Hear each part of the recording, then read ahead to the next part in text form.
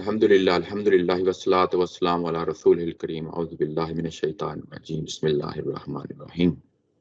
आज हम आया नंबर 75 से आगाज कर रहे हैं। इससे पहले अभी तक जो कुछ हमने पढ़ा है उसको एक दफा देख लेते हैं।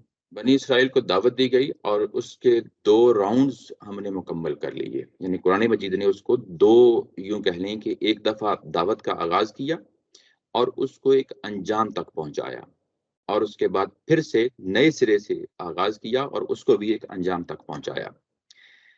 जो चीजें हमने अभी तक पढ़ी हैं वो ये कि यहूदियों को, अहले यहूद को, जो कि उस वक़्त मुसलमान थे पिछली इल्हामी रिवायत के हवाले से, और अल्लाह ताला की ज़ात ने उनको तमाम जहानों पे फजीलत दी, फ़िरौन से निजात दिलाई, समुंदर को फाड़ा और फ़िरौन की गुलामी से बाहर निकाला, उनके लिए चट्टानों से चश्मे निकाले, मन सलवा ग़िज़ा के तौर पे उनको दिया।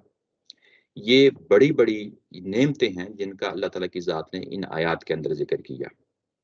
और उसके बाद जब इन नेमतों से इन लोगों ने मुँह मोड़ा, जैसा कि बछड़े की पूजा की, मन और सलवा को ठुकरा दिया, मूसा अलैहिस्सलाम की हर हुक्म की नाफरमानी की, और उसके बाद जो आखिरी पैराग्राफ था जो हमने पिछली दफ़ा पढ़ा, उसके अंदर हमें मालूम है कि जब इनके बुजुर्गों के सामने इनसे मीसाक लिया गया और उस मीसाक से इन्होंने कैसे मुंह मोड़ा, गरेज और फरार के रास्ते कैसे इख्तियार किए, अल्लाह ताला की जो शरीयत है, आयात हैं, कैसे मजाक और ठट्ठा किया, ये वो चीज़ें हैं जिसकी बुनियाद पे अल्लाह ताला की ज़ात कहती है कि जब जब मैं इनको नेमतें दी और जब ये मेरी नेमतों के साथ खड़े हुए, शुक्र के मुकाम पे खड़े हुए, तो मैंने दुनिया के अंदर इनको जज़ा दी है, और जब जब इनको मुंह मोड़ा है इन लोगों ने, तो मैंने दुनिया के अंदर ही इनको सजा दी है।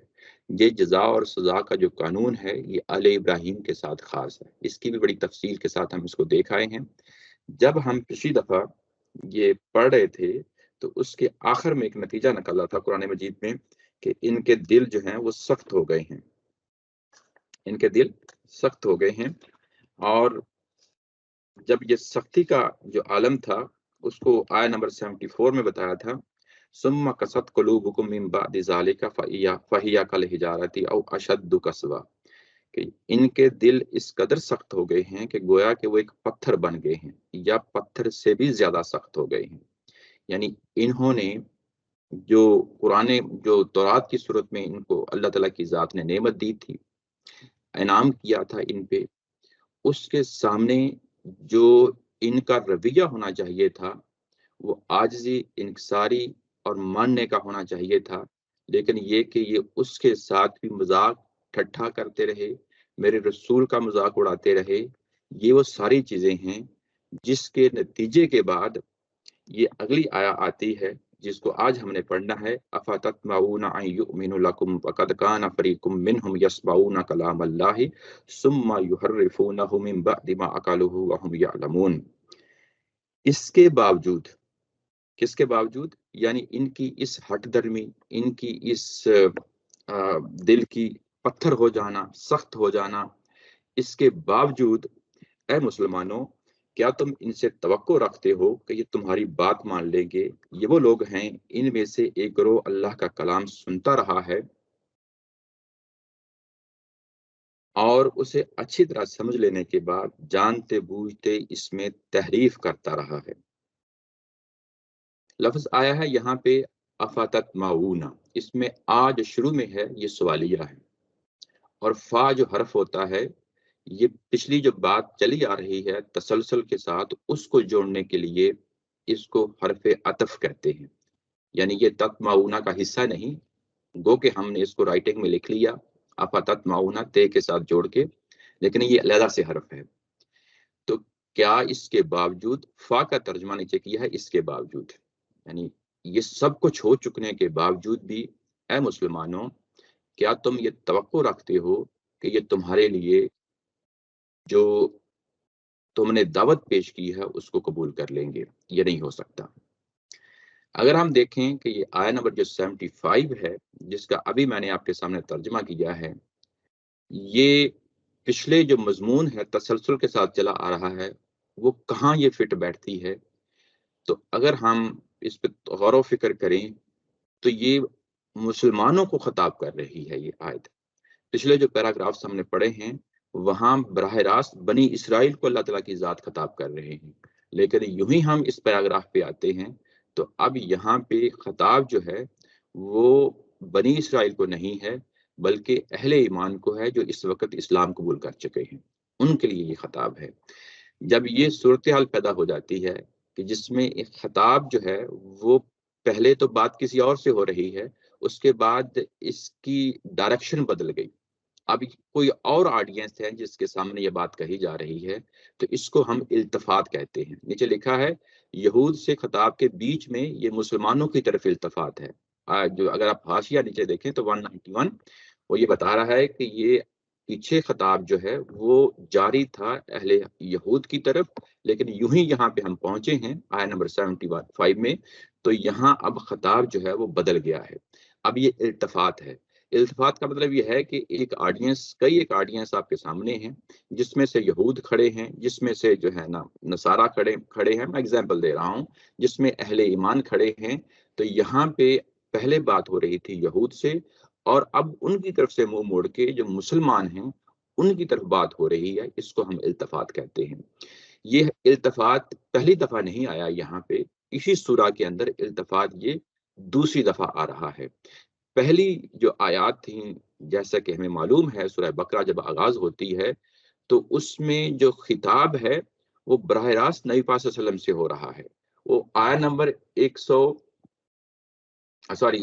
1 سے لے کے آیت نمبر 21 تک چلتا ہے یہ خطاب۔ اس کے بعد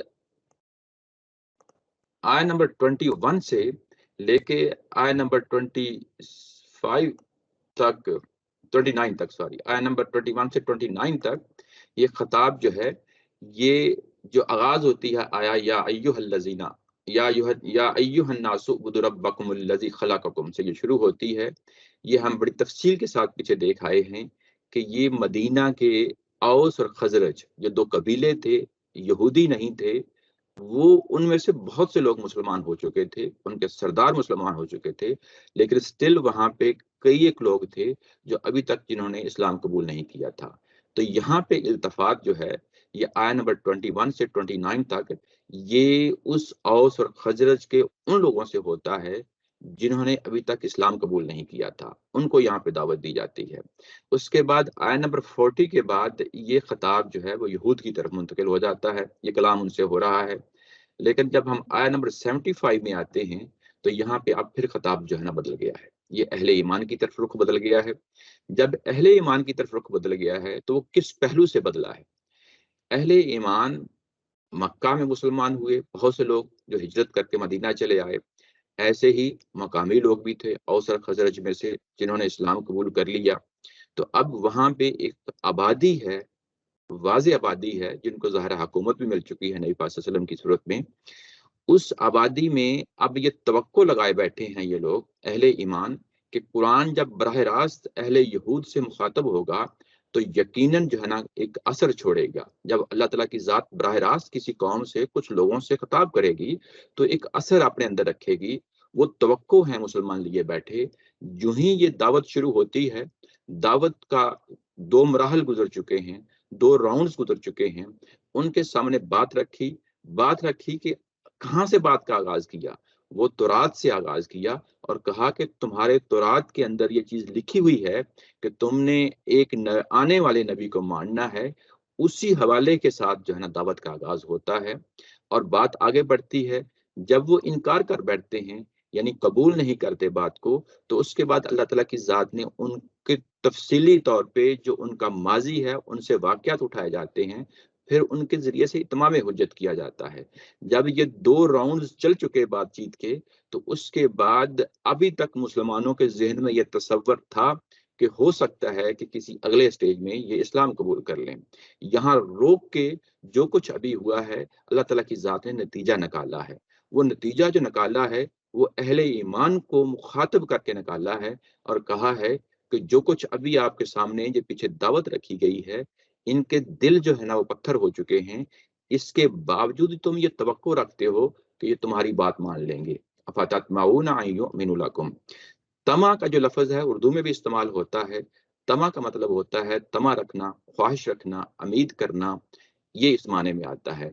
तुम तमा रखते हो, तुम ख्वाहिश रखते हो, तुम उम्मीद करते हो कि ये ईमान ले आएंगे। अन युमिनु लकुम, यहाँ पे युमिनु का लकुम का जो है ना फ्रेज आई है, ये तुम्हारी बात मान लेंगे।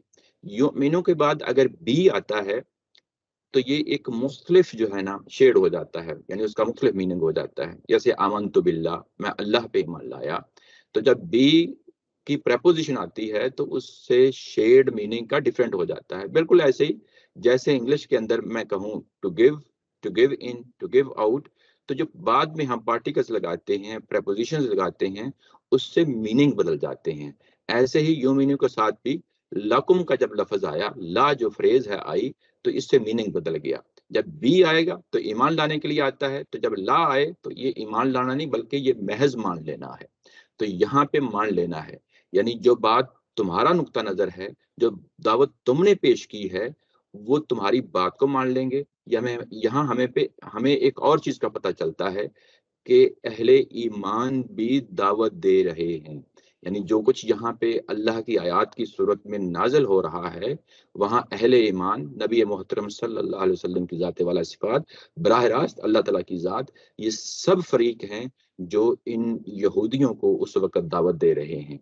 और तुम्हारी बात मान लें, यानी जिसको तुमने मान लिया, तुमने मानने के बाद उसको कबूल कर लिया, तुम्हारे ईमान का हिस्सा हो गया। क्या तुम ये चाहते हो कि ये तुम्हारी ही तरह तुम्हारी बात की तस्दीक कर दें, उसकी तायद कर दें? नहीं, ये नहीं हो सकता। यानी सवालिया जो स्टेटमेंट है, इसी के अंदर इसका जवाब है।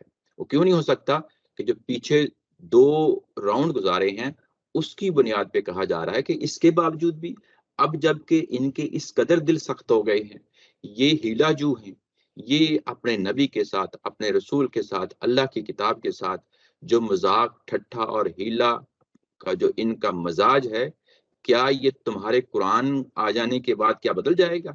नहीं बदलेगा। ये तुम्हारी बात नहीं मानेंगे। उसके बाद कहा है वक़द काना फरीकुम मिनहुम यस्माऊना कलाम अल्लाह।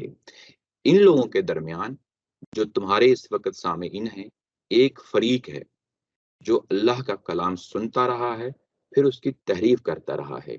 ये जो यहूद हैं जिनके बारे में कहा कि उनमें से एक फरीक है, इस वक्त कुरान मजीद उनको 2 तरीकों से कैटेगराइज कर रहा है। एक फरीक तो ये है जिनकी बात अभी हो रही है, ये उलामा की जमात है। इसके मुकाबले में जो अनपढ़ लोग हैं, आम लोग हैं, उनको उम्मी कह रहा है कुरान मजीद। वो आगे चल के अगली आयत में हम पढ़ेंगे, लेकिन यहाँ पे जिनके बारे में जिक्र कर रहा है, ये उलामा हैं। उलामा है, और ये एक ऐसा फरीक है जो अल्लाह का कलाम सुनता रहा है। अल्लाह का कलाम सुनता रहा है।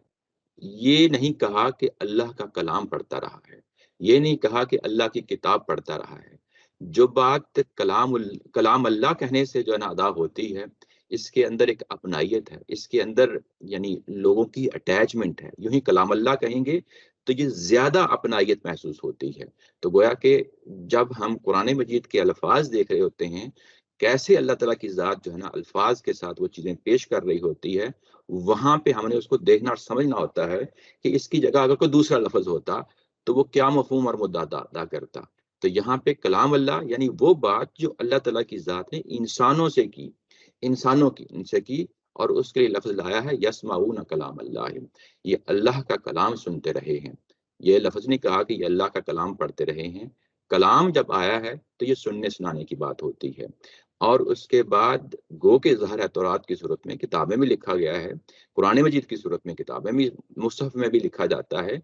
लेकिन जब हम इसको कहते हैं कि यस्माऊना, तो ये सुनने सुनाने का जो अमल है, इसके अंदर और अपनायत हो जाती है। यानी असलन क्या होता है कि जब आप अल्लाह का कलाम पढ़ रहे होते हैं, तो गोया कि आप सुन ही तो रहे होते हैं, या किसी से सुन रहे होते हैं, या अपनी ही जो है ना किरत होती है, तलावत होती है, उसको भी आप सुन रहे होते हैं। यानी कि इसके अंदर एक मानूसियत सी होती है, आपकी एक अपनाइयत होती है। यूं ही आप वो कलाम सुनते हैं तो आप पहचान उठते हैं कि ये अल्लाह का कलाम है, जाना पहचाना कलाम है। कोई ऐसी चीज नहीं है कोई जो तहरीर में लिखी हुई है और बस सुनी अनसुनी कर दी, नहीं, बल्कि इसके लिए यस्माउन का लफ्ज लगाया लाया गया है کہ یہ اس کو پڑھتے ہیں، سنتے ہیں اور جانتے اور پہچانتے ہیں اس کلام کو، اور اس کے بعد ثم یحرفونہ، اس کے بعد اس کی تحریف کر ڈالتے ہیں۔ تحریف کر ڈالتے ہیں، یہ لفظ نکلا ہے حرف سے۔ حرف ایک تو الفابیٹ جس کے ہم ABC کہتے ہیں، اس کو بھی ہم حرف ہی کہتے ہیں۔ اس کا ایک معنی ہوتا ہے کونا، ایک کنارہ، اس کے لیے لفظ آتا ہے۔ اس سے ایک اردو میں ایک لفظ بنتا ہے انحراف، وہ بھی یہی اسی سے نکلا ہوا ہے۔ انحراف کیا ہوتا ہے کہ آپ سیدھے طریقے سے ہٹ گئے۔ تو تحریف بھی بنیادی طور پہ یہ کیا ہوتی ہے کہ تحریف ہوتی ہے کچھ لکھی ہوئی چیز کو بگاڑ دینا، اس میں انحراف پیدا کر دینا، وہ چیز نہ رہے جو وہ ایکچوئل حقیقتاً وہ ہے، اس کو ہم تحریف کہتے ہیں۔ تحریف جو ہے یہ دو طرح کی ہوتی ہے، ایک لفظی تحریف ہوتی ہے اور ایک معنوی تحریف ہوتی ہے۔ جب ہم یہ کہتے ہیں کہ یہ لفظی تحریف ہے تو یہ کس نوعیت کی ہوتی ہے؟ یہ ایک جملہ، اس کے شروع میں کوئی اپنے سے الفاظ لگا دیے اور جملے کے بعد اپنے سے الفاظ لگا دیے، یہ بھی کلام کی تحریف ہوتی ہے، تحریر کی تحریف ہوتی ہے کہ آپ نے ایک جملہ اٹھایا، آگے پیچھے کوئی اور چیز لگا دی اپنے سے، یہ تحریف ہو گئی۔ اس کی کیا مثال ہے؟ اس کی مثال یہ ہے کہ حضرت ابراہیم علیہ السلام کا واقعہ ہے۔ وہ ہجرت کر کے مکہ میں آتے ہیں، اللہ کا گھر بناتے ہیں، تو رات کے اندر جا بجا ہمیں ایسے سینٹینسز ملتے ہیں کہ آگے پیچھے کوئی اور چیز ہے، درمیان میں حقیقت بیان کر دی گئی۔ تو گویا کہ وہاں پہ صورتحال بنی ہوئی ہے، وہ ایک تحریف شدہ ایک ڈاکومنٹ کی جو ہے بن جاتی ہے۔ یہ ایک پہلو ہے لفظی تحریف کا۔ لفظی تحریف کا ایک دوسرا پہلو یہ ہوتا ہے کہ لفظ جو وہاں پہ تحریر کے اندر لکھا گیا ہے اس کے سپیلنگ چینج کر دیے جائیں، اس کو پروناؤنس کرنے کا طریقہ بدل دیا جائے۔ جیسے کہ لفظ ہے جو ہے نا مربع، صفا مربع، مربع کو موریا یا مورا جو ہے نا پڑھ لیا جائے۔ یہ موجودہ جو انگلش ہے ان کی ٹرانسلیشن بائبل کی، اس کے اندر اسی طریقے سے لکھا ہوا ہے۔ تو اصل میں یہ مربع تھا اور مربع ہی ہونا چاہیے، لیکن اس لفظ کو اس طریقے سے بدل دیا تاکہ پڑھنے والے کو کوئی اور ہی گمان گزرے کہ نہیں یار یہ تو وہ لفظ نہیں ہے جو قرآن بیان کر رہا ہے، جو مسلمان بیان کر رہے ہیں۔ تو یہ بھی لفظی تحریف کی ایک مثال ہے۔ اس کے بعد جو مانوی تحریف ہوتی ہے وہ کیا ہوتی ہے؟ مانوی تحریف کی بڑی واضح مثال یہ کہ جو تحریر لکھی گئی ہے اپنے الفاظ میں تو ٹھیک ہے، لیکن جب آپ اس کو سمجھنے بیٹھیں تو اس کا مدعا ہی بدل دیا جائے، جو کچھ کہنے والے نے کہا ہے وہ بات ہی نہ مانی جائے اور اس کے بالکل اپوزٹ میننگ یا بالکل مختلف میننگ اس کو ادا کر دیا جائے۔ یہ مانوی تحریف کی ایک نمایاں مثال ہے۔ اس کے بعد مانوی تحریف میں کہ تحریر تو ٹھیک ہے، لیکن کسی لفظ کا درمیان سے اگر ذو معنی لفظ ہے، ایک سے زیادہ میننگ ہو سکتے ہیں، تو وہ میننگ اٹھا لینا جو اس کنٹیکسٹ میں متعلقہ ہے ہی نہیں۔ اس کی واضح مثال جو ہے وہ ابن کا لفظ ہے، جس کا معنی بیٹا بھی ہوتا ہے، جس کا معنی بندہ بھی ہوتا ہے۔ تو انہوں نے کیا کیا اہل کتاب نے؟ اس کا معنی تبدیل کر کے، ابن کا معنی تبدیل کر کے بیٹے کا لے لیا۔ جب بیٹے کا لے لیا تو ظاہر ہے کہ اب وہاں پہ تحریف ہو گئی، یعنی وہ چیز تو نہ رہی۔ تو یہ لفظی اور معنوی تحریف کی جو ہے نا آپ کے سامنے مثالیں رکھی ہیں۔ یعنی یہ تمام طرح کی تحریفات ان کی کتابوں میں اس طریقے سے موجود ہے۔ یہ اللہ کا کلام سنتے ہیں اور اس کے بعد تحریف کرتے ہیں۔ یہاں پہ ایک چیز جو ہے جو ذہن میں آتی ہے وہ یہ ہے کہ یعنی جو کچھ بھی یہ کر رہے ہیں اہل یہود، اہل کتاب اپنی کتاب تورات کے ساتھ، ان کو معلوم ہے کہ یہ اصلاً کتاب کچھ یوں تھی اور اب ہم اس کو یوں بدل رہے ہیں۔ یعنی یہ اس فریق کی صفت بیان کی گئی ہے یہاں پہ کہ اس کلام کو سنتی ہے، سننے کے بعد اس کے اندر تحریف کر دیتی ہے۔ تحریف کب کرتی ہے؟ من بعد ما عقلوہ، اس کو اچھی طرح سمجھنے کے بعد، غور و فکر کر لیا، دیکھ لیا کہ یہ کلام کی نوعیت کیا ہے، اس کے اندر مدعا اور مفہوم کیا ہے، اس کا معنی کیا ہے۔ جب یہ چیزیں سب طے ہو گئیں اس کے بعد انہوں نے تحریف کر ڈالی۔ یہ اپنے مائکس میوٹ کر لیا کریں، آواز آتی رہتی ہے بعض اوقات بیک گراؤنڈ سے۔ ہلو شکور صاحب، جی بات کریں۔ شکور صاحب یہ جب ہم کہتے ہیں آپ نے اچھا ایکسپلین کیا، لیکن یہ جس کو ہم کہتے ہیں کہ وہ تحریف کر رہے ہیں تو وہ کس چیز میں تحریف کر رہے ہیں؟ کیا کوئی نسخہ ہے جس میں وہ تحریف کر رہے ہیں، یا سوسائٹی کے اندر جو انٹرپریٹیشن ہے وہ کوئی اور مقصد ہے اس کا؟ کیونکہ قرآن شریف میں تو اللہ تعالیٰ کہہ رہا ہے کہ وہاں پر تو اللہ تعالیٰ کا حکم موجود ہے، فی حکم اللہ ہے۔ تو جی وہ کیا چیز ہے جس کو اللہ تعالیٰ وہاں ریفر کرتا ہے اور یہاں کہتا ہے کہ یہ لوگ تحریف کر رہے ہیں؟ جی، یہ کلام اللہ ہی میں تحریف کر رہے ہیں، اور میں کوشش یہی کی ہے بات کو بتانے کی کہ یہ جانتے ہیں کہ یہ اللہ کی کتاب ہے، اور یہ کتاب جس حد تک بھی ان کے اندر موجود ہے اسی کی بنیاد پہ ہی جو ہے نا تحریف ہو رہی ہے. یعنی تورات کے حوالے سے، تورات یہ کہ اللہ کا کلام ہے یہ مانتے ہیں، اہل یہود مانتے ہیں، اور وہ جب مانتے ہیں تو وہ جب اس کے اندر تحریف کر رہے ہیں تو ان کو اس چیز کا بھی پتا ہے کہ ہم کس چیز کی تحریف کر رہے ہیں، کیونکہ لفظ آیا ہے من بعد ما اکلوہ. اصل جو تورات ہے، جو اصل حکم ہے، اصل جو اللہ کا کلام ہے، وہاں پہ اس کو سمجھ لیا، دیکھ لیا، اور دیکھنے کے بعد غور و فکر کرنے کے بعد اس کے لیے لفظ آیا ہے ما اکلوہ، یعنی اس کو اچھی طرح سمجھ لیا ہے. یعنی اس کے شروع میں کیا تھا، بعد میں کیا تھا، اصل الفاظ کے میننگ کیا ہیں، وہ سمجھ گئے کہ یہی کلام اللہ ہے اور یہی کلام اللہ ہے. اور اس کے بعد وَهُمْ يَعْلَمُونَ، انہوں نے جان بوجھ کر، انٹینشنلی، وَهُمْ يَعْلَمُونَ کہ جانتے ہوئے یعنی جان بوجھ کر، انٹینشنلی اس کے اندر جو اوریجنل ٹیکسٹ ہے تورات کا، اس میں تحریف کر ڈالتے ہیں. یعنی ان کو معلوم ہے کہ یہ جو ٹیکسٹ ہے، یہ والا ٹیکسٹ اوریجنل ٹیکسٹ ہے، یہ اللہ کا ہی نازل کیا ہوا ٹیکسٹ ہے. یہ اہل یہود مانتے ہیں، یہ انہی کے علماء ان کی بات ہو رہی ہے، مانتے ہیں. اس کے بعد جانتے بوجھتے اس ٹیکسٹ میں تحریف کر کے ایک اور ٹیکسٹ، ایک اور تحریر کا وجود دے دیتے ہیں. میری بات سمجھ گئے؟ یعنی یہ کہ وَهُمْ يَعْلَمُونَ، تحریف جب ہوتی ہے تو یہ محض تحریف نہیں ہوتی. تحریف اس وقت ہوتی ہے جب آپ ایک ٹیکسٹ کو سمجھ جاتے ہیں، ما اکلوہ، جب آپ سمجھ جاتے ہیں کہ اچھا یہ بات کچھ یوں ہے، یہی ٹیکسٹ کہہ رہا ہے، یہی ٹیکسٹ کا اپنا وجود ہے، اور اس کے بعد آپ نے ارادہ کیا کہ اب میں اس کو ارادتاً بدلوں گا. وَهُمْ يَعْلَمُونَ. تو جب آپ ایک چیز کو سمجھ جاتے ہیں، سمجھ جانے کے بعد ارادتاً، انٹینشنلی چینج کرتے ہیں، اسی کو تو تحریف کہتے ہیں. یہ تحریف نہیں ہوتی جب آپ ایک چیز کو آپ نے سمجھا اور مس انڈرسٹینڈنگ ہو گئی. بعض اوقات ہوتا ہے، یہ علماء کرام سے بھی ہوتا ہے، عام لوگوں سے بھی ہوتا ہے. ایک بات آپ نے پڑھی اور اس کے فہم میں کوئی مسئلہ ہو گیا، آپ نے کسی اور طریقے سے بیان کر دی. اس کو تحریف نہیں کہتے، یاد رکھنا. یہ ایک بہترین ڈیفینیشن ہے جو اللہ تعالیٰ کی ذات نے یہاں پہ دی ہے. تحریف کہتے ہی اس کو ہیں کہ جب آپ نے اس کے تمام پہلوؤں کو سمجھ لیا، سمجھنے کے بعد ارادتاً، انٹینشنلی، پورے مصمم ارادے کے ساتھ اب آپ نے فیصلہ کر دیا کہ اب میں اس ٹیکسٹ کا تیا پانچا کروں گا. جب آپ یہ مصمم ارادہ کر لیتے ہیں، اس کے بعد جو ٹیکسٹ وجود میں آتا ہے اسی کو تو تحریف کہتے ہیں. وہ بات ہے جو یہاں پہ کہی جا رہی ہے. آگے بڑھتے ہیں. یہ جو گروپ ہے، یہ جو گروہ ہے جس کی یہ بات ہو رہی ہے، ابھی ان کے بارے میں مکمل بات نہیں ہوئی. آگے کہا ہے وَإِذَا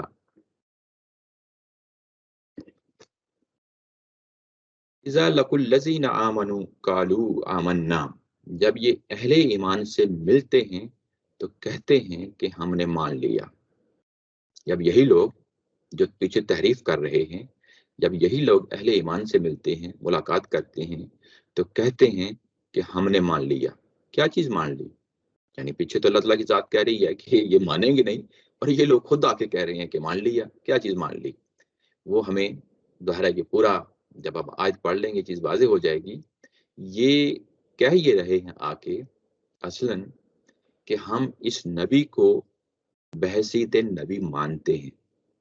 ہماری کتابوں میں لکھا ہوا ہے کہ یہ نبی ہیں، اور نبی کے جو خصائص ہیں، جو اوصاف ہیں، جس طریقے سے تورات میں لکھا ہوا ہے، اس کو مانتے ہوئے ہم اہل ایمان جو مسلمانوں سے جب ملاقات ہوتی ہے تو اس بات کو کھول دیتے ہیں کہ یقیناً ایسے ہی تورات میں لکھا ہوا ہے.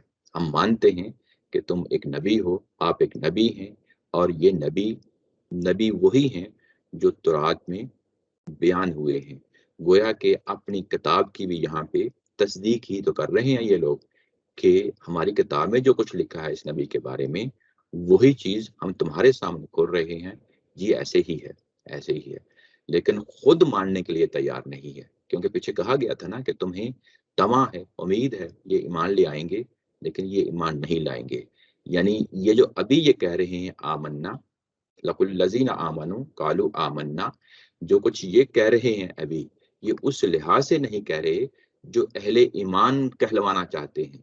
اہل ایمان یہ کہلوانا چاہتے ہیں کہ تم ہماری بات مانو اور اسلام کو قبول کر لو۔ یہ کہتے ہیں کہ ہم نے اس بات کو تو مان لیا کہ جو کچھ ہماری کتاب تورات میں لکھا ہوا ہے اس کے مطابق یہ نبی آ چکے ہیں، لیکن یہ کہ ہم ایمان لے آئیں، یہ کام ہم سے نہیں ہوگا۔ یہ آگے ایک دو پیراگراف کے بعد جو ہے نا یہ کہیں گے کہ ہمارے نبی ہمارے لیے، ہماری کتابیں ہمارے لیے، ہم اپنی ہی کتابوں پہ ایمان لائیں گے، اپنے ہی نبی پہ ایمان لائیں گے، اس نبی پہ ایمان لانے کے ہم مکلف نہیں ہیں۔ جن آیات کا تورات سے وہ حوالہ دیتے ہیں کہ ہم مانتے ہیں یہ کہ اللہ کے نبی ہیں، وہاں پہ آج بھی اگر آپ دیکھیں ڈیوٹرانومی میں اس کا جو چیپٹر نمبر 18 جو وہاں پہ ہے، آپ پڑھیں گے تو دیکھیں گے کہ وہاں پہ تو ان کو باؤنڈ کر دیا گیا ہے کہ جب وہ نبی آئیں گے تو تم نے ان پہ ایمان لانا ہے۔ لیکن یہاں پہ یہ اس طرح کا ایک مکلف جو ہے نا، اس طرح کا موقف اختیار کرتے ہیں کہ ہم نے اس کو بطور نبی تو مان لیا ہے، اور بطور نبی ماننے کے بعد یہ ہمارے لیے نبی تو نہیں ہے۔ تورات میں ان کا ذکر آیا ہے، یہ اسی ڈسکرپشن کو جو ہے نا فلفل کرتے ہیں یہ نبی، ہم مانتے ہیں۔ اور اس کے بعد وَإِذَا خَلَا بَعْضُهُمْ إِلَىٰ بَعْضٍ، اور جب وہاں مسلمانوں سے اٹھنے کے بعد خلوتوں میں جاتے ہیں، اپنی دوسری محفلوں میں جاتے ہیں، تو وہاں پہ کیا کہتے ہیں؟ وہاں پہ یہ کہتے ہیں قَالُوا أَتُحَدِّثُونَهُم بِمَا فَتَحَ اللَّهُ عَلَيْكُمْ، یہ آپس میں پھر وہ بات کرتے ہیں، آپس میں بات کرتے ہیں، اور کیا بات کرتے ہیں؟ أَتُحَدِّثُونَهُم بِمَا فَتَحَ اللَّهُ عَلَيْكُمْ، کیا تم ان پہ اس بات کو کھول کر بیان کرنا چاہتے ہو جو اللہ تعالیٰ کی ذات نے تمہارے لیے کھول کر بیان کر دی ہے؟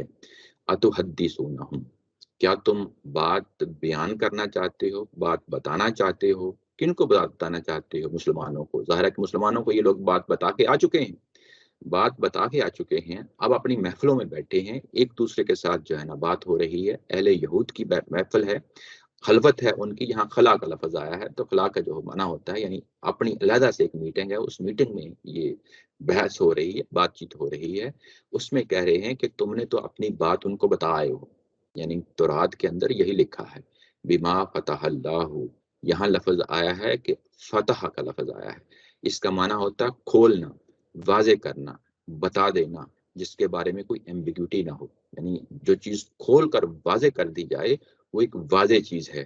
تو یعنی یہ اس چیز کا ان کو اطمینان حاصل ہے، اس اہل یہود کو اطمینان حاصل ہے کہ جو کچھ اللہ نے ہمیں تورات میں بیان کیا ہے وہ ہم پہ کھل چکا ہے، وہ ہم پہ واضح ہو چکا ہے، اور وہ جو چیز جو واضح ہو چکی ہے یہی تو چیز ہم نے اہل ایمان کو بتا کے آئے ہیں۔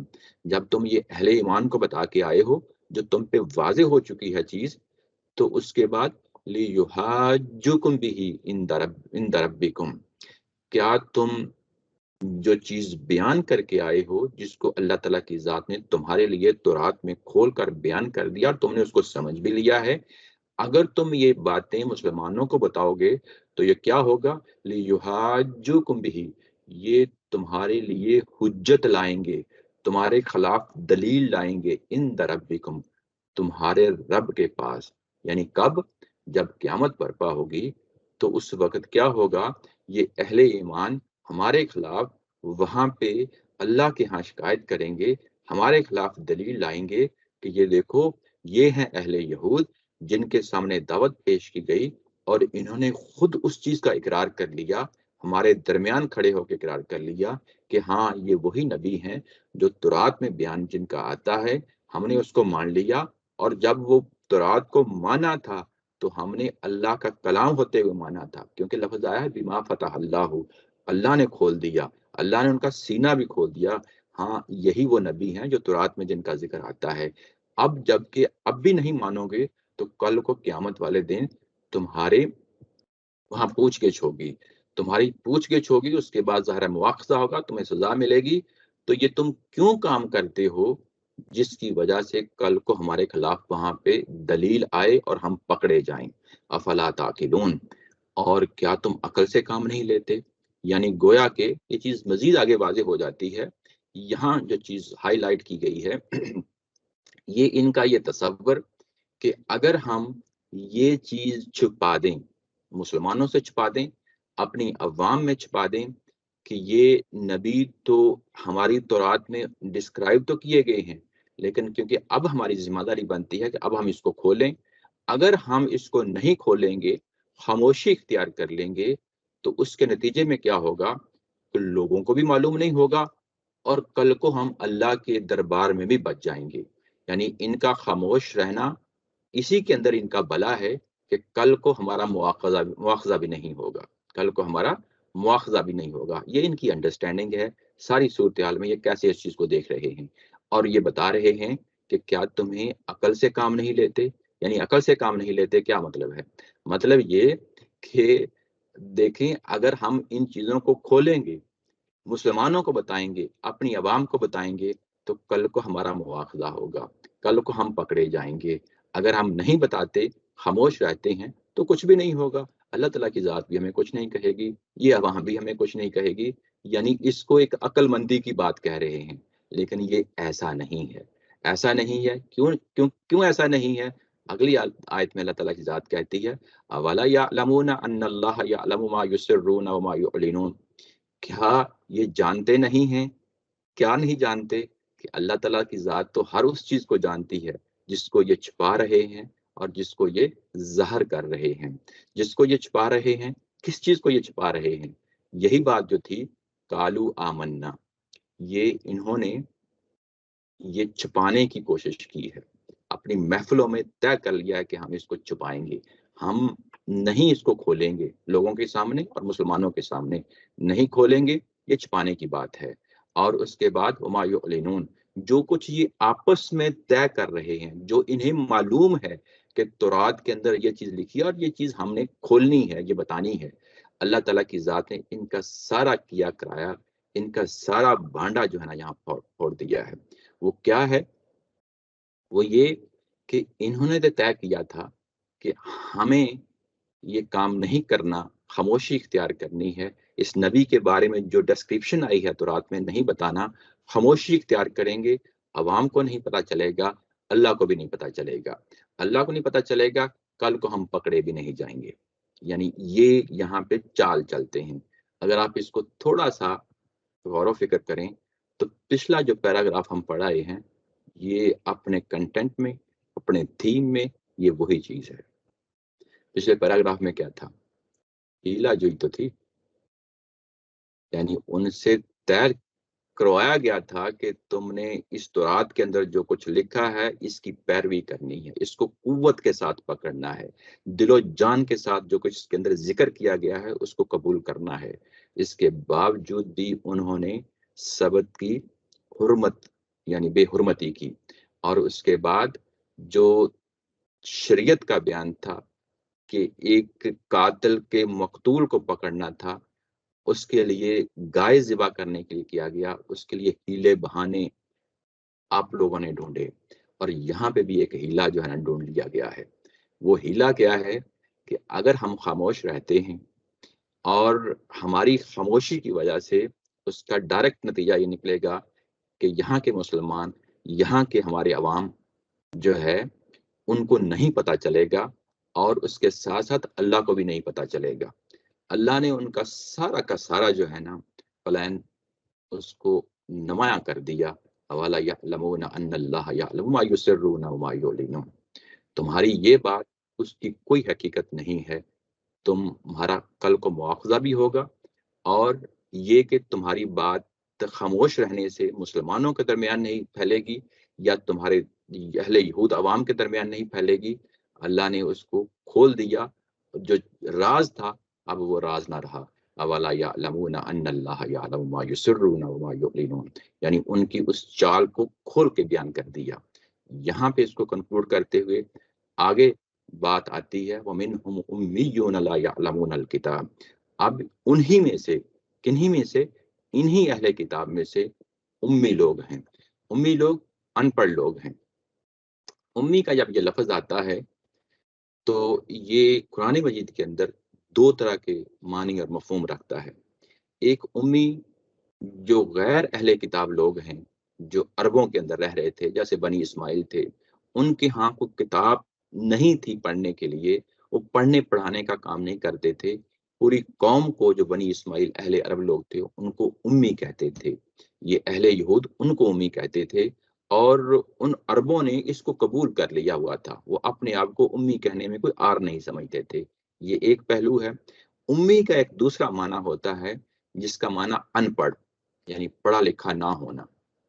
ان پڑھ، پڑھا لکھا نہ ہونا. تو یہاں پہ دوسرے معنی میں ہے جس کو ہم الٹریٹ کہتے ہیں، کہ وہ شخص جو کسی اسکول میں نہ گیا ہو، جو لکھنا پڑھنا نہ جانتا ہو، کتاب کے اندر کیا لکھا ہے وہ نہ جانتا ہو، اس کو لکھ نہ سکتا ہو، تحریر میں لا سکتا ہو، اس کو بھی امی کہتے ہیں. تو یہاں پہ امی کا جو لفظ آیا ہے ان پڑھ ہونے کے معنی میں آیا ہے. لا یعلمون الکتاب، یہ کتاب کو نہیں جانتے، کتاب کو نہیں سمجھتے. کس کتاب کو؟ تورات کو نہیں سمجھتے. قرآن مجید کو پڑھنے کا ایک بہترین طریقہ یہ بھی ہوتا ہے کہ تقابل کا جو کمپیریزن کا جو اسلوب ہے وہ سامنے رہے. تقابل کیا چیز ہے؟ پیچھے جو ہے وہ انہی گروہ کے علماء کی بات ہو رہی تھی. علماء ہیں جو کلام کو سنتے ہیں، سمجھتے ہیں، اس میں تحریف کرتے ہیں. وہ پڑھے لکھے لوگ ہیں، پڑھے لکھے ہو کے پھر وہ تحریف کر رہے ہیں. یہ پڑھے لکھوں کا کام ہے. جبکہ جو امی ہوتے ہیں وہ کتاب کو نہیں جانتے. الکتاب کا لفظ آیا ہے، تورات کو نہیں جانتے. تو یہ کمپیریزن کا جو مضمون ہوتا ہے، اس سے قرآن مجید کا مبین ہونا، واضح ہونا، یہ اور نکھر کر سامنے آ جاتا ہے. قرآن اس لیے کوئی ایمبیگوٹی نہیں رہنے دیتا، اپنی بات کو اس طریقے سے پیش کرتا ہے. کہیں وہ تقابل کا مضمون لاتا ہے، کبھی وہ جملہ معترضہ لاتا ہے، کبھی وہ تضمین لاتا ہے. تو ان چیزوں سے آپ کی جو فہم ہے، انڈرسٹینڈنگ ہے، وہ اور جو نا گہری ہو جاتی ہے. اگر ہم پچھلے پیراگراف یعنی پچھلی بات سے اس کا کمپیریزن کریں، پیچھے کون لوگ ہیں؟ وہ اہل یہود میں سے اہل کتاب ہیں. اب انہی کے مقابلے میں جب امی کا لفظ آئے گا تو یقیناً ان پڑھ کا لفظ آئے گا. یہاں کوئی اور معنی لینے کی ضرورت نہیں ہے. لا یعلمون الکتاب، وہ کتاب کو نہیں جانتے. کتاب کو کیوں نہیں جانتے؟ ظاہر ہے کہ جو پیچھے بات کہی گئی تھی وہ عقل سے اس کو سمجھ لیتے ہیں اور تحریر کو سمجھ لیتے ہیں، اس کے بعد جو ہے نا اس کے اندر تحریف کرتے ہیں. تو یہاں پہ یہ لوگ یہ کام نہیں کر پا رہے، نہیں کر سکتے، نہیں کر سکتے. تو ظاہر ہے کہ ان کی کوئی انڈرسٹینڈنگ نہیں ہے کتاب کے بارے میں. ان کے لیے لفظ امی آیا ہے. ان کے پاس کیا ہے؟ الا امانی، ان کے پاس ان کی تمنائیں ہیں. امانی کا جو لفظ ہے یہ امنیہ کی جمع ہے. اردو زبان میں بھی اسی سے ایک لفظ نکلتا ہے تمنا، وہ بھی اسی سے نکلا ہوا لفظ ہے. تمنا کا معنی کیا ہوتا ہے یا امانی کا کیا معنی ہوتا ہے؟ یہ کہ آپ نے کچھ تصورات ذہن میں پال لیے، کچھ اوہام ذہن میں پال لیے، کچھ خیالات ہیں جو ذہن میں پال لیے، اور ان خیالات کو آپ نے حقیقت کا رنگ دے دیا. یہ ضروری نہیں کہ مذہب کے اندر ہو، غیر مذہب میں بھی انسانوں کے اندر یہ عمومی چیز پائی جاتی ہے. اور یہ کوئی منفی چیز ضروری نہیں کہ بعض اوقات منفی ہو یا مثبت ہو، اس سے کوئی فرق نہیں پڑتا. بعض اوقات اچھی تمنائیں بھی ہوتی ہیں. انسان ہیں، انسان کے اندر احساسات ہیں، جذبات ہیں. اچھی تمنائیں بھی پالتا ہے، بری تمنائیں بھی پالتا ہے. یہاں پہ کون سی تمناؤں کی بات کی گئی ہے، کون سی خواہشات کی بات کی گئی ہے؟ یہ ان خواہشات کی بات کی گئی ہے جن کو انہوں نے مذہب کا روپ دے دیا ہے. ان خواہشات کو، خواہشات یعنی ایک تصور، ایک خواہش، ایک تمنا جو ذہن میں آتی ہے، اس کے لیے لفظ آتا ہے امنیہ، اور اس کی جمع امانی ہے. اچھا، ایک اس کی دوسرا شیڈ ہوتا ہے. وہ دوسرا شیڈ کیا ہے؟ وہ یہ کہ جب آپ ان تصورات کو، ان خواہشات کو اب آپ نے ایک سٹرکچر دے دیا، ایک ڈھانچہ دے دیا، اس کی ایک شکل بنا دی، تو وہ آرزوؤں کا مجموعہ بن گیا. یہ آرزوؤں کا مجموعہ مل کے کہانیاں ہیں، بے سروپا کہانیاں ہیں. جب آپ نے ان کو مذہب کا درجہ دے دیا تو یہ بھی امانی کہلاتی ہیں، یہ بھی آپ کی تمنائیں کہلاتی ہیں. بے سروپا حقائقیں ہیں جن کی کوئی حقیقت نہیں ہے، ان کو انہوں نے اختیار کیا ہوا ہے. وَإِنْ هُمْ إِلَّا يَظُنُّونَ، اور یہ اپنے گمانوں کے پیچھے چلتے ہیں. یہاں پہ بھی بہت اچھے طریقے سے قرآن مجید نے امانی کی جو تفسیر ہے وہ خود بیان کر دی. وَإِنْهُمْ إِلَّا يَظُنُّونَ، وہ اپنے گمانوں کے پیچھے چلتے ہیں. یعنی پیچھے جو امانی کہہ دیا تھا اس کو کھول دیا قرآن مجید نے. یعنی گویا کہ انہوں نے کچھ اپنے تصورات قائم کیے ہوئے ہیں، کچھ حقائقیں ہیں، کچھ کہانیاں ہیں. وہ حقائقیں کہانیاں مل کے ان کا سارا کا سارا مذہب ہے جس پہ یہ بنیاد کھڑی کر رہے ہیں. اس پوری آیا کے اندر 78 میں اگر آپ دیکھیں، ان کو جو علماء ہے ان کے مقابلے میں ان کو رکھا ہے اور ان کی مذہب کی حقیقت کھول کے بیان کر دی ہے کہ جب یہ لوگ اپنی بے سروپا کہانیوں کو ہی مذہب سمجھ رہے ہیں تو تمہاری بات یہ کیسے مانیں گے. جو پیچھے بات ہوئی تھی نا جس میں یہ کہا گیا تھا کہ افتطمعون ان یؤمنوا لکم وقد کان فریق منہم یسمعون کلام اللہ، تم ان سے تما لگائے بیٹھے ہو، خواہش کر رہے ہو کہ یہ تمہاری بات سنیں گے اور اس کو قبول کریں گے. ان میں سے ایک فریق یہ ہے. اب آپ دوسرے فریق کی طرف آئیں گے تو کہیں گے افتطمعون ان یؤمنوا لکم، اور اس کے بعد کہیں گے کہ ان میں سے ومنہم امیون لا یعلمون الکتاب، کہ تم امید لگائے بیٹھے ہو. ایک تو وہ پہلے فریق تھا، انہی میں سے ایک اور فریق ہے. کیا تم ان سے بھی یہی توقع لگائے بیٹھے ہو؟ ان کے ہاں تو مذہب نامی چیز ہی کوئی نہیں ہے. ان کے ہاں بس خواہشات ہیں، ان خواہشات کے پیچھے چلتے ہیں، یہی ان کا مذہب ہے. یہاں پہ دونوں کو ملا کے اگر آپ دیکھیں کہ ان کے علماء کا کردار اور عوام کا کردار، یہ امیین یہ عوام ہیں. علماء اور عوام کا کردار جو ہے یہ دونوں مذہب سے ہٹ چکے ہیں.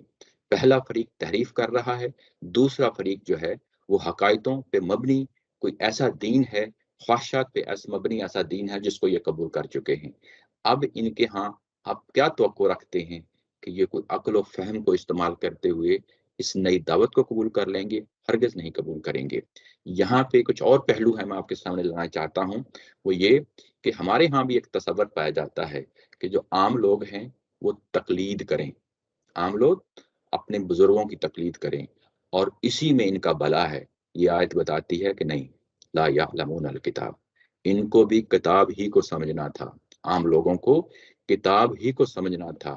اور علماء کی کیا ذمہ داری تھی کہ خود دین پہ قائم و دائم رہتے اور عوام کے اندر امانی کو ختم کرتے. یہ جو اوہام ہے، یہ جو روایت پرستی ہے، یہ جو حقائق پرستی ہے، اس کا کلا کما کرتے. انہوں نے اپنی ذمہ داری ادا نہ کی، انہوں نے بھی اپنی ذمہ داری ادا نہ کی. انہوں نے کتاب کو سمجھنا تھا. اگر یہ کتاب کو سمجھتے، خود سمجھتے، یہ عوام خود سمجھتے، خود بھی دین پہ قائم رہتے، ان کے ہاں یہ امانی نہیں آتی، ان کے ہاں یہ بے سروپا کہانیاں نہ آتی.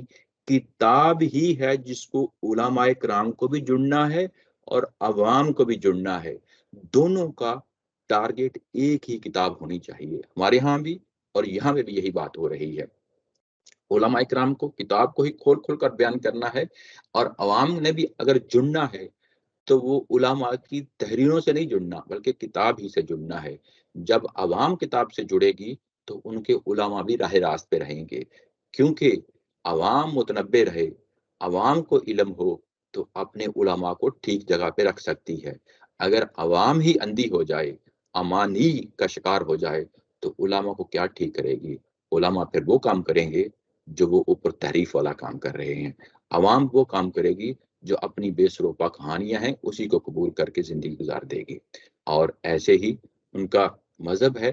لیکن جب یہ کہ ان کے سامنے کوئی حقیقت آئے گی، کوئی شخص آ کے بتائے گا کہ قرآن یہ کہتا ہے، تورات یہ کہتی ہے، تو اس وقت پھر جو ہے حقیقت اپنی تمام پردوں سے چھٹ کر سامنے جب آتی ہے تو اس وقت پھر اس حقیقت کو قبول کرنا بہت مشکل ہو جاتا ہے، بہت مشکل ہو جاتا ہے. جب یہ کہا جائے کہ آؤ قرآن کو فرقان بنائیں، میزان بنائیں، اسی کے فیصلہ کریں، تو جو کچھ عوام سے سننا پڑتا ہے وہ ہمیں معلوم ہے. اتنا آسان یہ قدم نہیں ہوتا اس کو اٹھانا. اس کے بعد بات آگے بڑھی ہے فویل للذین یکتبون الکتاب بایدیہم، اور تباہی و بربادی ہے، ہلاکت ہے ان لوگوں کے لیے جو اپنے ہاتھوں سے کتاب لکھتے ہیں. اب یہاں پہ کتاب کا کیا مطلب ہے کہ وہ اپنے ہاتھوں سے لکھتے ہیں؟ کتاب کا ایک معنی تو ظاہر الہامی کتاب ہے، کلام اللہ ہے، اس کا ایک معنی خط ہوتا ہے، اس کا ایک معنی قانون اور شریعت ہوتا ہے۔ تو یہاں پہ قانون اور شریعت کے معنوں سے ہے کہ بی ایدیہم، وہ اپنے ہاتھوں سے لکھ رہے ہیں، قانون اور شریعت کو اپنے ہاتھوں سے لکھ رہے ہیں۔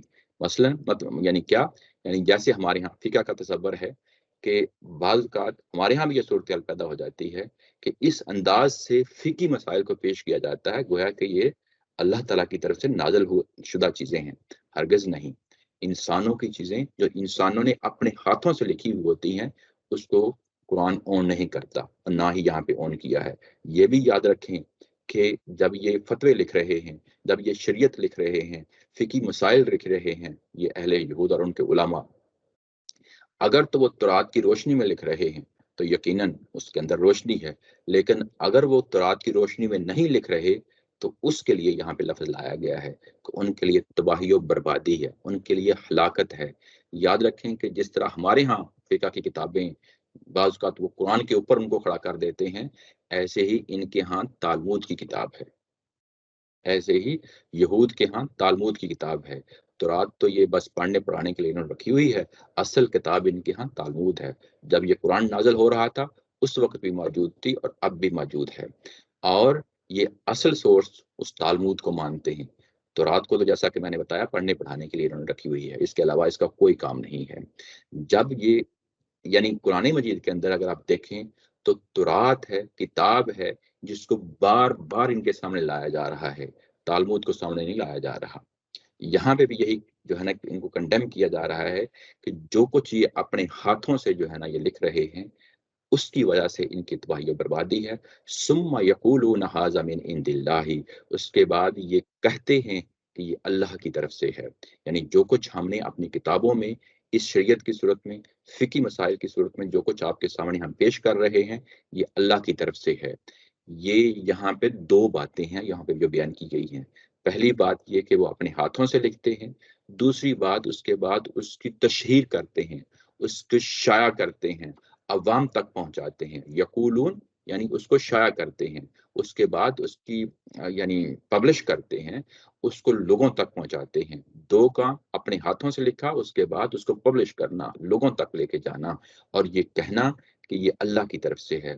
لِيَشْتَرُوا بِهِ ثَمَنًا قَلِيلًا، تاکہ اس کی بنیاد پہ تھوڑی سی قیمت حاصل کر لیں، اس کی بنیاد پہ تھوڑی سی قیمت حاصل کر لیں۔ کون سی قیمت حاصل کر لیں؟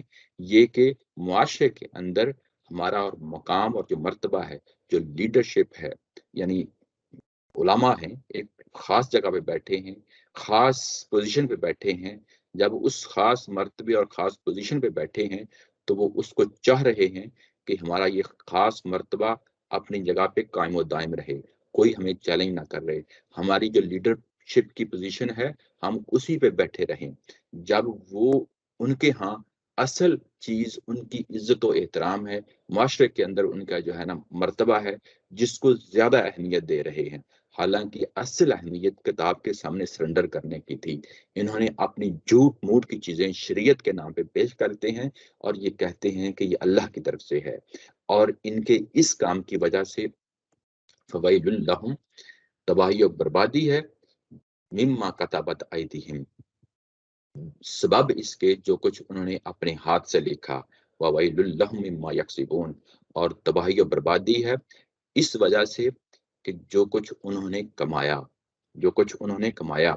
یہ بھی جو ہے نا یہاں پہ جو اسلوب ہے یہ بھی خوبصورت اسلوب ہے، یعنی جو چیز پیچھے بیان کی گئی ہے اگر آپ دیکھیں تو پیچھے ان کے ہاتھوں نے لکھا اور کہا ثم یقولون ھذا من عند اللہ، کہ یہ اللہ کی طرف سے ہے، یعنی تشہیر اس طرح کر رہے ہیں۔ دو چیزیں جیسا کہ میں نے اس کو بیان کیا، انہی دو چیزوں کو پھر آگے قرآن مجید کھولا ہے، فویل لہم بما کتبت ایدیہم، جو کچھ ان کے ہاتھوں نے لکھا۔ ہاتھوں نے کیا لکھا تھا؟ ہاتھوں نے لکھا تھا یکتبون الکتاب بایدیہم ثم یقولون، اور اس کے بعد کمایا کیا تھا؟ لیشتروا بہ ثمنا قلیلا، یہ کمایا تھا نا، اور قرآن مجید نے اس کو کہا وویل لہم مما یکسبون، جو کچھ وہ کماتے ہیں۔ یعنی لکھنا بھی اور اس کے نتیجے میں جو ٹارگٹ رکھے تاکہ ان کا مقام اور مرتبہ معاشرے کے اندر قائم و دائم رہے، یہ دونوں چیزیں ان کے لیے ہلاکت کا باعث ہیں، تباہی و بربادی کا باعث ہیں۔ وَقَالُوا لَن تَمَسَّنَا النَّارُ إِلَّا أَيَّامًا مَعْدُودًا، اور یہ بھی یہ کہتے ہیں کہ ہمیں آگ چند دن چھوئے گی، یعنی اگر ہمیں سزا ہو بھی گئی تو چند دن کے لیے ہم دوزخ میں جائیں گے، الا ایام معدودہ، چند دن کے لیے گنے جنے جنا دن ہوں گے، ہم جائیں گے وہاں، کوئی ہمیں ہلکی پھلکی سی کو سزا ہو جائے گی، ہمیں اس کے بعد نجات مل جائے گی۔ یہ ان کا دعویٰ ہے۔ اور یہ کہ لن تمسن، یہ لن کا لفظ لایا گیا ہے، یعنی ہرگز نہیں ہوگا کہ یہ آگ ہمیں چھوئے، یہ پاسبل نہیں ہے۔ اگر کہ یہ ہوا بھی تو چند دن کے لیے جائیں گے، کوئی اور سزا ہو جائے گی، چھوٹ کر واپس آ جائیں گے۔ اور اس کے بعد کہا قل اتخذتم عند اللہ عہدا فلن یخلف اللہ عہدہ ام تقولون علی اللہ ما لا تعلمون، کیا تم نے اللہ سے کوئی عہد لیا ہوا ہے، اللہ کی طرف سے کوئی عہد تمہارے ساتھ اترا ہوا ہے کہ اگر اللہ تعالیٰ کی ذات اس عہد کے خلاف جائے گی تو وہ ایسا نہیں کر سکتی۔ فلن یخلف اللہ عہدہ، یعنی اگر اللہ نے کوئی عہد کیا ہے تو اس کی مخالفت جو ہے نا اللہ تعالیٰ کی ذات نہیں کر سکتی۔ ام تقولون علی اللہ ما لا تعلمون، یا یہ کہ تم اللہ تعالیٰ کی ذات پہ کوئی ایسی چیز گھڑ کے لگا رہے ہو جس کے بارے میں تمہیں خود معلوم نہیں ہے۔ ام تقولون علی اللہ، کالا یقولو کے بعد اللہ کا جب صلہ آتا ہے، اس طریقے سے پریپوزیشن آتی ہے تو اس کا معنی ہوتا ہے گھڑ کے کوئی چیز پیش کرنا کسی کے بارے میں، تو اس کو ہم تہمت کہتے ہیں، اس کو ہم بہتان کہتے ہیں۔ نیچے اگر ترجمے میں دیکھیں تو یہی لکھا ہے تم اللہ پر ایسی تہمت باندھ رہے ہو جس کے بارے میں تمہیں کچھ علم نہیں ہے۔ تمہیں کچھ علم نہیں ہے یعنی یہ تو تمہیں معلوم ہے کہ تورات میں موجود ہوگی تو تمہیں علم ہوگا، یہ تو ہم پیچھے مان آئے ہیں، یہ مانتے ہیں۔ جس طرح نبی پاک صلی اللہ علیہ وسلم کی جو ہے ڈسکرپشن کے حوالے سے تھا، تو تورات میں ہوگی تو وہ اسی کو جو ہے نا سمجھیں گے نا کہ یہ واقعی ایسی چیز ہے۔ تو جب وہاں پہ موجود نہیں ہے ما لا تعلمون، جن کے بارے میں تمہیں علم ہی نہیں ہے، یعنی تورات میں موجود ہی نہیں ہے، تو تم جو کچھ پیش کر رہے ہو یہ اللہ پہ تہمت لگا رہے ہو۔ اور جب یہ تہمت لگا رہے ہو، کس چیز کی تہمت؟ کہ ہمارے جو کچھ بھی ہم کریں گے ہم بخش دیے جائیں گے، ہم معاف کر دیے جائیں گے، ہمیں آگ نہیں چھو سکتی، اگر گئے بھی تو چند دنوں کے لیے جائیں گے، ہلکی پھلکی سزا ہوگی، چھوٹ جائیں گے۔ یہاں پہ بھی اگر آپ دیکھیں تو یہاں پہ نبی پاک صلی اللہ علیہ وسلم کی زبان مبارک سے کہلوایا جا رہا ہے قل اتخذتم عند اللہ عہدا، یہ نبی پاک صلی اللہ علیہ وسلم کی زبان مبارک سے کہلوایا جا رہا ہے۔ اور حوالہ کہاں کا مانگا جا رہا ہے؟ تورات کا مانگا جا رہا ہے۔ وہ کہہ سکتے تھے کہ ہماری اپنی علماء کی کتابوں کے اندر لکھا ہوا ہے، لیکن یہاں پہ جب حوالہ مانگا گیا تو تورات کا مانگا گیا ہے۔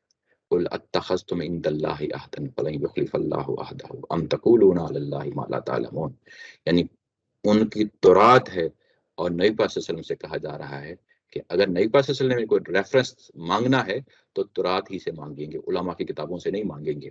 وہ تورات سے ہے، یعنی گویا کہ یہاں ایک بیس لائن فراہم کر دی گئی ہے کہ جو کچھ اس وقت تورات موجود ہے اس کی بنیاد پہ ڈائلاگ ہو رہا ہے، اس کی بنیاد پہ بات ہو رہی ہے، اور وہ تورات کو جو کچھ بھی ہے وہ اس کو سامنے رکھتے ہوئے ساری دعوت ان کو پیش کی جا رہی ہے۔ یہ قرآن ہی ہے، یہ اللہ تعالیٰ کی ذات ہی ہے، جب دعوت پیش کرتی ہے تو وہ اس طریقے سے دعوت پیش کرتی ہے، یعنی جو کچھ موجود ہے پہلے سے تورات کی صورت میں اس کی بنیاد پہ ہے ساری کی ساری دعوت کھڑی کی گئی ہے اہل یہود کے لیے۔ ہو سکتا تھا کہ اللہ تعالیٰ کی ذات یہ کہتی کہ تم نے اس قرآن کو نہیں مانا، تم تو ہو ہی دوزخی، تم تو ہو ہی جہنمی، یہ ہمارا وتیرہ ہے مسلمانوں کا، لیکن قرآن کا وتیرہ نہیں ہے۔ قرآن مجید کو کتنی مشقت پیش آ رہی ہے یہاں پہ، پورے اگر سورہ مائدہ تک آپ پڑھ کے دیکھیں تو کئی ایک جو سپارے ہیں جو قرآن مجید نے مخصوص کیے ہیں اہل یہود کے لیے، ان کو آہستہ آہستہ اس مقام تک پہنچایا جا رہا ہے۔ ابھی تک ان پہ کافر ہونے کا جو ہے فتویٰ نہیں دیا جس طرح ہم جو ہے نا دے دیتے ہیں، ان کو ہر طریقے سے جو ان کی کتاب پہ مبنی تعلیمات ہیں وہ ان کو پہنچائی جا رہی ہیں، ان کے رویے ہیں ڈسکس کیے جا رہے ہیں، ان کا ماضی ہے جو ان کے سامنے لایا جا رہا ہے، ان کو جھنجھوڑا جا رہا ہے، ان کو وعدیں سنائی جا رہی ہیں، ان کو واپس لایا جا رہا ہے کہ تورات کی طرف آئیں، اس کو قبول کریں، اور جب یہ اس کو قبول کریں گے تو قرآن کو قبول کرنا آسان ہو جائے گا۔ یہاں پہ اصل جو باؤنڈری ہے وہ یہ کہ جو مخاطب ہے آپ کا، پہلے اس کو اس جگہ پہ لائیں، پھر اس کے ساتھ بات کریں۔ ہم جب بات کر رہے ہوتے ہیں مسلمانوں کے ساتھ، تو ہمارے درمیان کبھی بھی قرآن جو ہے وہ اس طرح ڈسکس نہیں ہوتا۔ یعنی دوسرے فریق کو اگر آپ نے بات کرنی ہے، کوئی کنوینس کرنا ہے، تو پہلے اس جگہ پہ لائیں جس جگہ پہ دوسرا فریق ایک بات کو مان لے، اور اس کے بعد اپنا نقطہ نظر پیش کریں۔ بنیادی چیز یہ ہے، وہ کتاب ہے اللہ تعالیٰ کی ذات کی، وہ ان اہل یہود کے لیے تورات ہے، ہمارے لیے قرآن ہے۔ تو جب یہ کہا گیا کہ تم نہیں لا سکتے تو نہیں لا سکتے، تو کہا بلا، کیوں نہیں؟ تمہیں سزا کیوں نہیں ہو سکتی؟ تمہیں سزا لازمی ہوگی، بلا یعنی بلکہ جس طرح اردو میں آتا ہے ایسے یہاں پہ لایا گیا ہے کہ لازمی ہوگی۔ نیچے ترجمے میں لکھا ہے ہاں کیوں نہیں۔ ہاں کیوں نہیں یہ اردو میں لکھ دیں گے تو شاید اتنی وزن محسوس نہیں ہوتا، لیکن جب بلا کہیں گے ایسے میں جس طرح یہاں پہ پیچھے بیان ہوا ہے اس کو آگے جوڑیں گے، تو اس کے بعد یہ چیز واضح ہو کے سمجھ آ جاتی ہے کہ ہاں کیوں نہیں تمہیں سزا ہوگی، لازمن ہوگی۔ میرا سزا کا قانون کوئی اور ہے، یہ تمہارے ڈیفائن کیے ہوئے قوانین نہیں ہیں۔ میرا جو سزا کا قانون ہے وہ اس کو پھر بیان کیا جا رہا ہے۔ من کسب سیئۃ من کسب سیئۃ واحاطت بہ خطیئتہ فاولئک اصحاب النار۔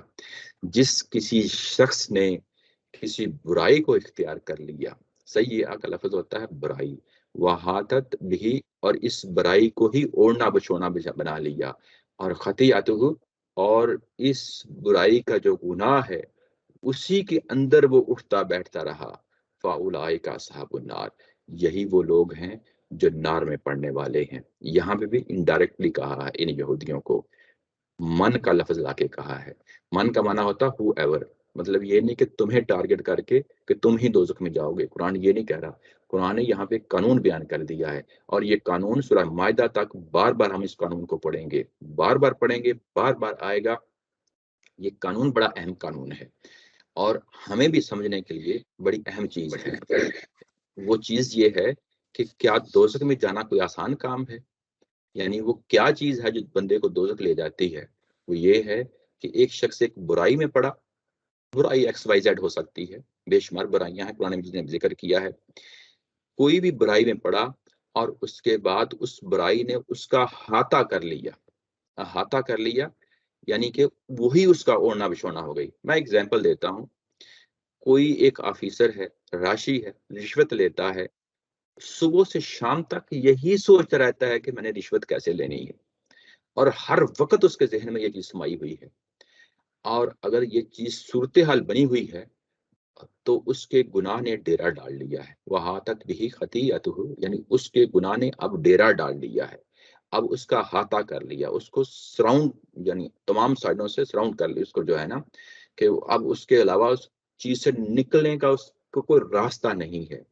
یہ کب پیدا ہوتا ہے؟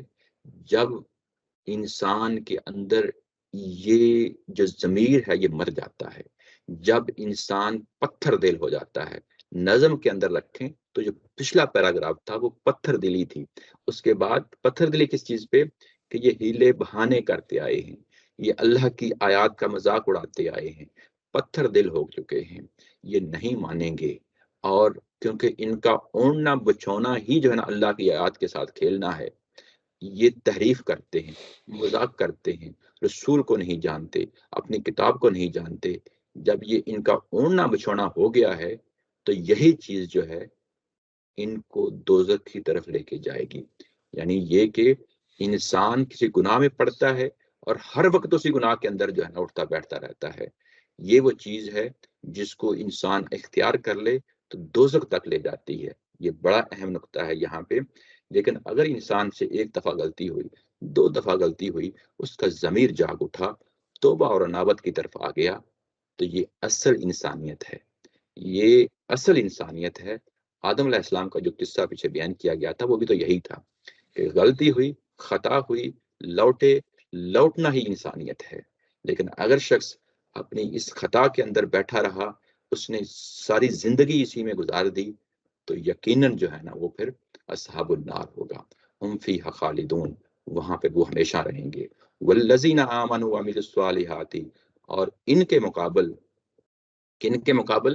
یہ جو یہودیاں کا اوپر جو ہے نا رویہ ہے، ان کے مقابل جو اہل ایمان ہیں وہ خواہ کوئی بھی ہوں، خواہ وہ یہود میں سے ہوں، خواہ وہ اسلام میں سے ہوں، جس طرح یہاں پہ بیان ہوا ہے آیا نمبر 82 کے اندر اگر آپ دیکھیں تو یہ بیسیکلی اہل یہود کی بات ہو رہی ہے. اس کے بعد آخر میں آیا ہے کہ والذین آمنوا وعملوا الصالحات، خواہ وہ تورات پہ عمل پیرا ہیں، خواہ وہ قرآن پہ عمل پیرا ہیں، اور اس کے بعد انہوں نے نیک اور صالح اعمال کیے، اولئک اصحاب الجنت، وہ لوگ ہیں جو جنت میں جائیں گے، ہم فیہا خالدون، وہ اس کے اندر ہمیشہ رہیں گے. یہاں پہ میں کمپیریزن کرنا چاہتا ہوں. وہ کمپیریزن جو ہے وہ آیا نمبر چلتے ہیں ابھی ہم، اگر آپ دیکھیں تو یہاں پہ آیا نمبر 62 ہے، جب ان کا پہلا راؤنڈ چلا تھا دعوت کا، اور آخر میں کہا تھا کہ ان الذین آمنوا والذین ہادوا والنصارى والصابئین من آمن باللہ والیوم الآخر وعمل صالحا فلہم اجرہم عند ربہم. جب یہ آئی تھی تو یہ پہلے راؤنڈ کے آئی تھی، بعد میں آئی تھی، اور جب ہم یہاں پہ پڑھ رہے ہیں تو یہ ایگزیکٹلی اسی طرح کی یہاں پہ بھی آیا ہے، بلکہ اس کو بالکل اس کے اپوزٹ انداز میں بیان کیا ہے. بلا من کسب سیئات واحاطت به خطیئته فاولئک اصحاب النار. یہاں پہ کہ یہودی ہوں، نصارہ ہوں، صابئین ہوں، اہل ایمان ہوں، کوئی بھی شخص جو گناہوں میں پڑا اور گناہوں نے ہی اس کا احاطہ کیے رکھا، وہی لوگ دوزخ میں جائیں گے. اس کے برعکس جو ایمان لائے، اللہ پہ ایمان لائے، آخرت پہ ایمان لائے، صالح اعمال کیے، اولئک اصحاب الجنہ. یہ خوبصورت کمپیریزن ہے، یعنی نظم کے اندر رہتے ہوئے کتنی اچھی طریقے سے قرآن مجید جو ہے آپس میں چیزیں ریلیٹ کرتے ہوئے چلتا ہے. یہ وہ نظم کی خوبی ہے، جب آپ نظم کو سامنے رکھتے ہوئے چلتے ہیں تو چیزیں خود کھلنا شروع ہو جاتی ہیں. قرآن آپ کے سامنے واضح ہو کر آپ کے سامنے آنا شروع ہو جاتا ہے. اسی کے ساتھ آج کا یہ سیشن ختم کرتے ہیں. وآخر دعوانا ان الحمد للہ رب العالمین.